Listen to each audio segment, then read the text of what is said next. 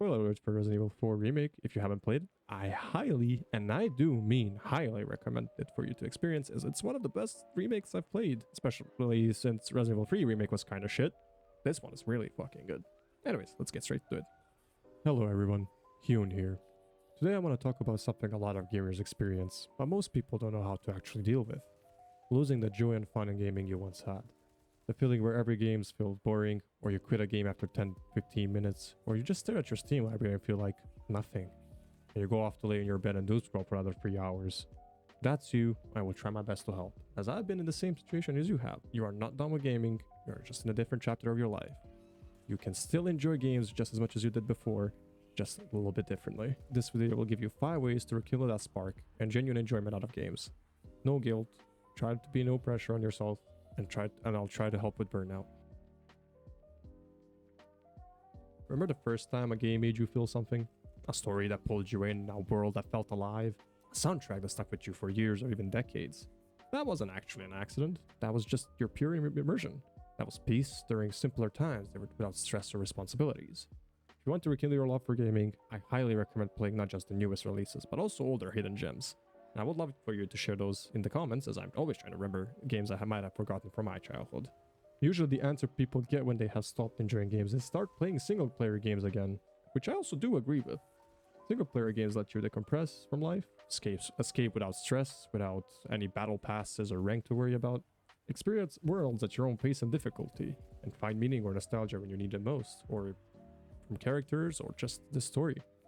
Some people play harder games just for the challenge, like Elden Ring or Dark Souls. I haven't played Elden Ring yet, but keep an eye out because I'll be streaming the entire game soon. Twitch.tv/RunAjob, or also you can find me on YouTube Live. Anyways, as you get older, your love for gaming doesn't disappear. It just gets buried under stress, expectations, and everyday life.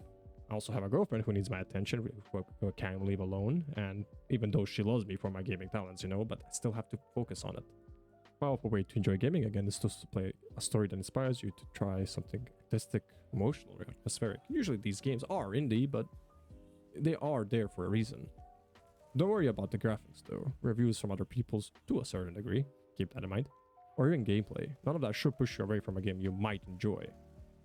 Some of my best single player experience came when I let myself dive into worlds that capture my favorite aspects of gaming, or just media in general. I'll admit, I prefer horror, especially horror games, so not everyone can relate to that. But I still remember my first time playing Outlast, Amnesia, Cry of Fear, and Alien Isolation. These games remind me why I love my favorite gaming trope. Being absolutely fucking terrified and running away with nothing but a flashlight in my hand. Another problem that people have is they stop playing a game because of one mission or level, or just get bored of the game, and this might ruin your enjoyment out of gaming. Games I've stuck through the end are games I still wish I could play again. My favorite game of all time, Bloodborne.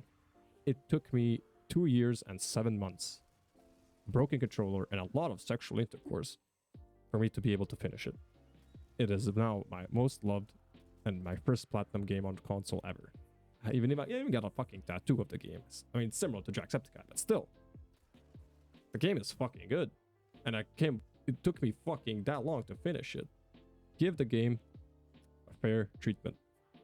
You cannot figure out if the game is good in just 3 hours sometimes. Sometimes even fucking 10. It took me that long to figure out Bloodborne was good. Just don't give up. If you start a game, try to give it the 50% treatment. Reach 50% and try to fucking push more of it. If the game stopped being fun, try to finish it. Then never play it again. I usually drop games in these moments, but usually they get better as they get past that 50% mark. I'll give an example, Metal Gear Solid 2, Sons of Liberty. I hated that game when I first played it. 50% was pretty shit. Everything after that, the story just captivated me. The audio design, the graphics, hell, I mean, I played it on the PlayStation 2. That shit was fucking good. Including also, when you think about it, Metal Gear Solid 3, Snake Eater also came out not too long ago after. That game was also good, but I also hated the first 50% of the game. Try to stick to the end, and this might be hard, but this is one of the ways that it made me break through the, let's just play Counter-Strike every day and not enjoy myself playing it, because it's a chore now and not a fucking game.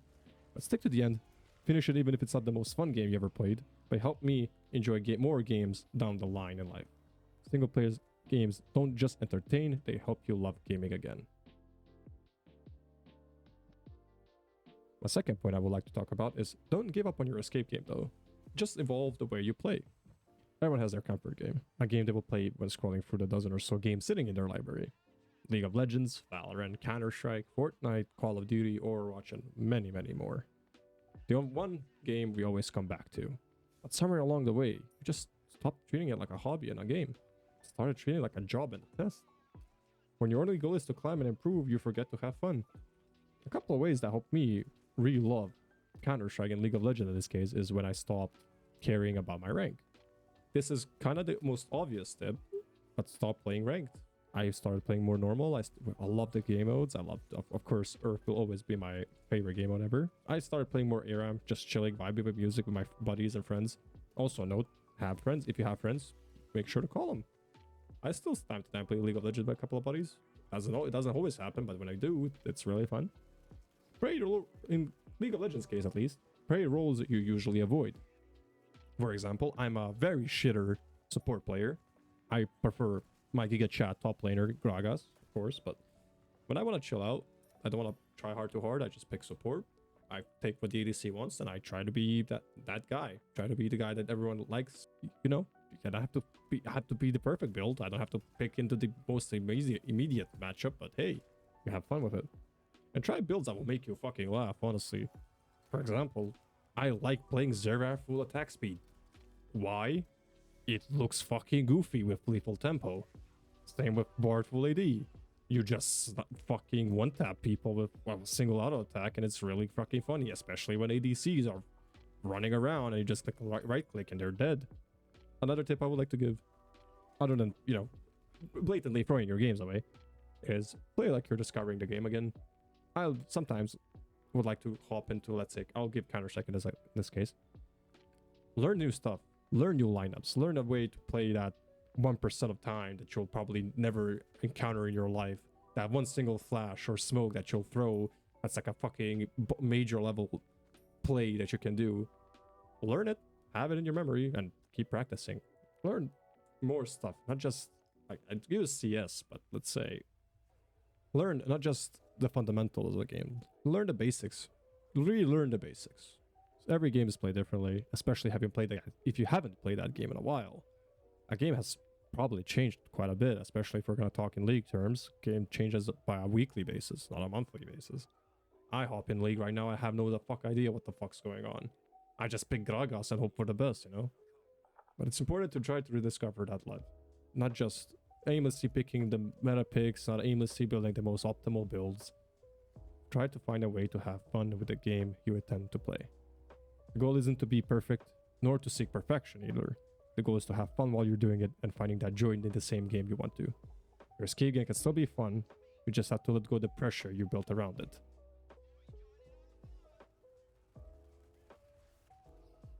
Getting older isn't the end for gaming, it's just your next chapter. A lot of gamers think they're too old to enjoy games like they used to.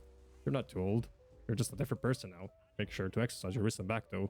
I don't want your knees being going off, grandpa. You have responsibilities, of course. You have a lot of stress, life changes, and you have newer priorities. And that changes what you want from games as well. And that's not a bad thing.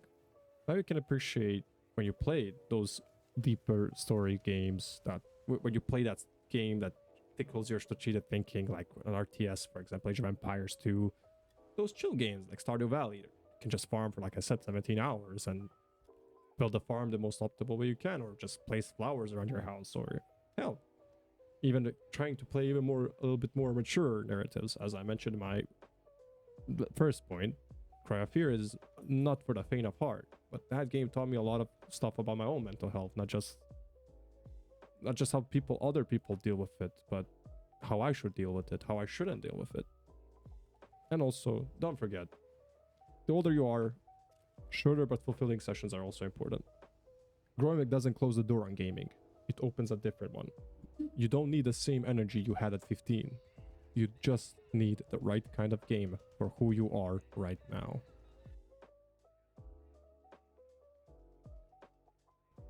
The usual suspect I also hear for a lot of people is they say they have no time. My best tip I give to those people is fit gaming into your life instead of around it.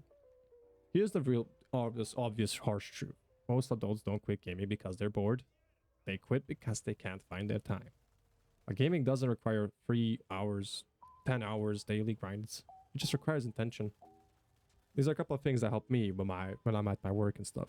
I played in short bursts, for example, 30 to 60 minutes, sometimes less, sometimes more, but I kind of kept it that certain range, and it helped me get back to gaming more and more as I managed to open up more and more schedules for myself. Also, a big tip I think right now that people should use is use handhelds or portable devices. Like, the Steam Deck is fucking goated. If you have the funds and you can afford it, like, the Steam Deck is great.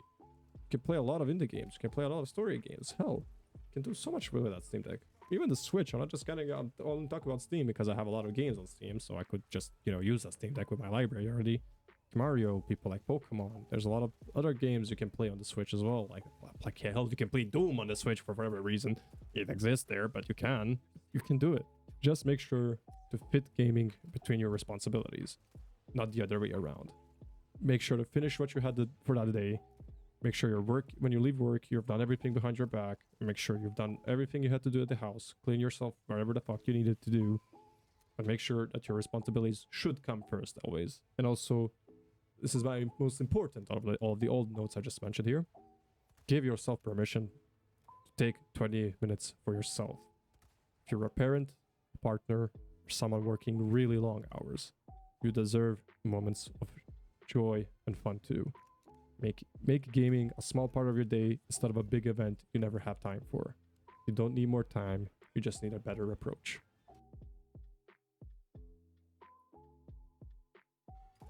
And lastly, I want to talk about burnout. Don't join if you actually don't enjoy games anymore. This is the most important, in my opinion, my most important point of this whole video. Sometimes gaming doesn't feel fun because life doesn't feel fun. Stress, burnout, mental fatigue, financial constraints, relationships. They drain the same energy that gaming uses. So don't force yourself. Take a break for yourself. Focus on yourself a bit. Try out new hobbies. Take care of your mental health. That's really important though. Take care of your mental health. Watch that new TV show or anime or whatever, but just remember, gaming will never disappear. It will always be there for you. A week from now, a month, a year, or a decade later, gaming will still be there, waiting for you to make your return. And when things calm down, or when your mind is ready again, you'll discover that spark, and it will actually be stronger than you ever thought it was before. Those were the 5 major ways to start enjoying gaming again, in my opinion. Again, like I said, my opinion. I could be wrong. These tips could not work for everyone. But just again remember that gaming isn't a distraction, as something meaningful, joyful, and personal.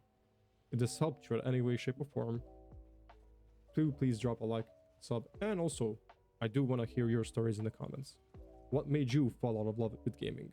And what made actually help you come back to it? What was the thing that made you push yourself to say, okay, I'm finally back in gaming. I can play more. I have more will to play more.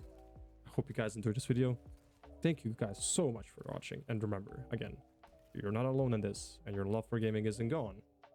Just waiting for you to reignite it again. Bye-bye.